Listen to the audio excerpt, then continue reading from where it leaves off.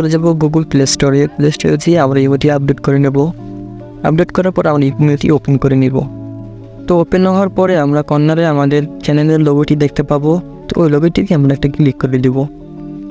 তো আপনারা দেখতে পাচ্ছেন যে কর্নারে একটি লোগো আছে, সেই লোগোটিতে আমরা একটা ট্যাপ করে দিবেন। তো ট্যাপ করার পরে আপনারা সেটিং নামে একটি অপশন দেখতে পাবেন, সেই সেটিংয়ে আমরা একটা ক্লিক করে দিবেন। তো সেটিংয়ে ক্লিক দেওয়ার পরে আপনারা দেখতে পাবেন যে একটি নোটিফিকেশন নামে একটি অপশন আছে। সেটিংটি ক্লিক করার পরে আপনারা একটা নোটিফিকেশন অপশন দেখবেন। এই নোটিফিকেশন প্রথম নম্বরেই আপনি দেখতে পাচ্ছেন নোটিফিকেশন, সেখানে আমরা একটা ক্লিক করে দেব।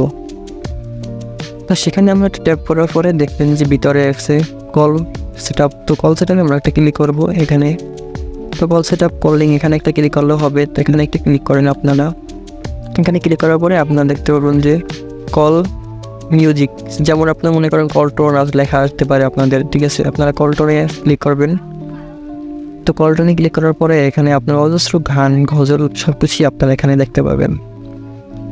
তো আপনাদের পছন্দ মতন আপনি এখান থেকে একটি সিলেক্ট করে নেবেন। তো আমি এখান থেকে ফর ইউ থেকেই আমি একটা গান সিলেক্ট করব। তো আমি গানটি দেখে খুঁজে পাই কিনা যে গানটি আমার পছন্দ হয়। তো আমি আশা করি গানটি পেয়ে যাবো। তো আমি এখান থেকে খোঁজ করতেছি। তো আপনারা চাইলে এখানে আরও অপশন আছে। তো আপনারা চাইলে এখান থেকে আপনারা স্ক্রল করে একটু সাইডে যাবেন। তো আপনারা সবই দেখতে পাবেন যে এখানে অনেকগুলো অপশন আছে। এখান থেকে আপনারা আপনার পছন্দের মতন আপনি যেটি আপনার পছন্দ হয় সেটাকেই আপনারা সেট করতে পারবেন। যেগুলো আপনার পছন্দ হবে সেটি আপনি সেট করতে পারবেন। তো আমরা চলে যাবো এখন ফরিতে যেয়ে দেখবো যে আমাদের একটা গান আছে প্রথমেই, সেই গানটি আমরা সেট করব। তো সেট করার জন্য আপনারা কীভাবে সেট করবেন?